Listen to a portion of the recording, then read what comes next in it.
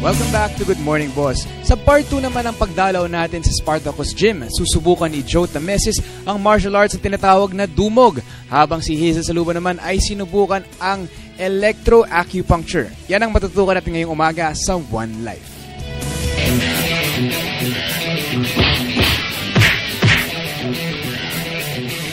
At nandito pa rin tayo sa Spartacus Gym dito sa Teachers Village sa Quezon City. Ngayon naman, pag-aaralan natin ang dumog. Ayun, kita nyo, dalawa sila, dudumugin nila ako. Joke lang. Okay, so, Coach Alan, ano ba yung dumog? Ito yung Filipino version ng Jiu-Jitsu. Ito yung dumog. Ground fighting. So, naka-incorporate yung Jiu-Jitsu and wrestling dito. So, curious ako, bakit dumog yung pangalan? Kasi dumog ito yung tapunan. Parang wrestling yan. Yun ang Tagalog version natin. Pwede ba to sa mga bata tsaka sa mga babae or exclusive lang for boys? Meron na laro naman sa babae. Pero hindi dapat pwedeng partner ng lalaki yung babae. So, hindi daw pwede yung babae sa lalaki, may MTRCB tayo. Kung papansin ko, Coach, medyo manipis ako kumpara sa inyo eh. Tingin nyo, may binatbat ba ako dito sa gagawin nating activity na to? Meron. Malaki. Meron. Kailangan lang mag-train. Mga boss, itatry na natin ang dumog. Kaya, tara na, let's go. Tingnan natin kung mawawala yung mga taba ko dito. Let's go.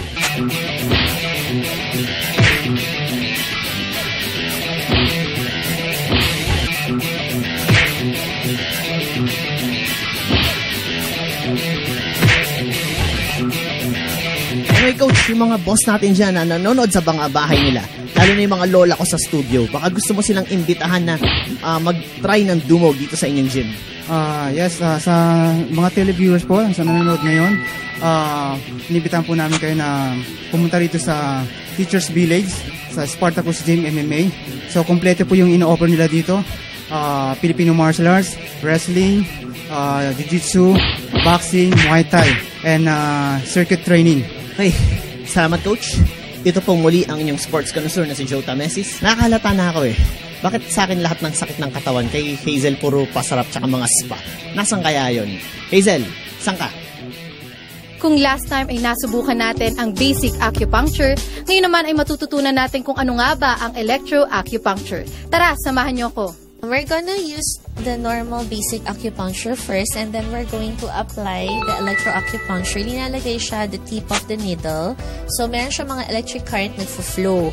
On her condition, we're going to lessen her fatigue and tiredness. So, basic acupuncture pa rin siya. Focus tayo ngayon more on for fatigue, blood circulation, for energy circulation. Pathways na dinadaanan ng energy, yun yung mga tinutusukan natin. For the stress and fatigue, kailangan kasama yung sa head kasi it will help for the sleeping. And then afterwards, we're going to put the electroacupuncture. Yung electroacupuncture, usually po ginagamit natin siya for patients that have any numbness in the body. May mararamdaman siyang tingling sensation tsaka yung electric current. Mararamdaman niya yun. For patients that have heart conditions, kailangan ingat kasi nga may electricity. So, may particular places kung saan lang pwede ilagay. May ramdaman na niya kaagad na meron electric current pumapasok. Either mabilis siya or mabagal, malakas, mahina. Kailangan yung nararamdaman niya is enough lang, hindi pwede sobra.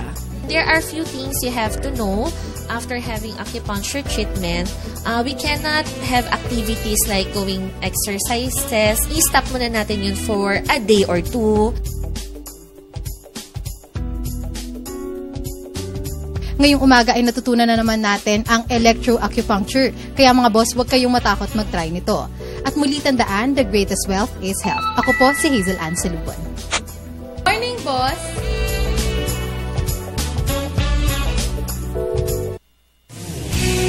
Alright, maraming salamat kay Joe at Hazel. Grabe, kaya mo ba yun? Oo, pero nakaka-relax daw. Siguro itatry natin yan next time.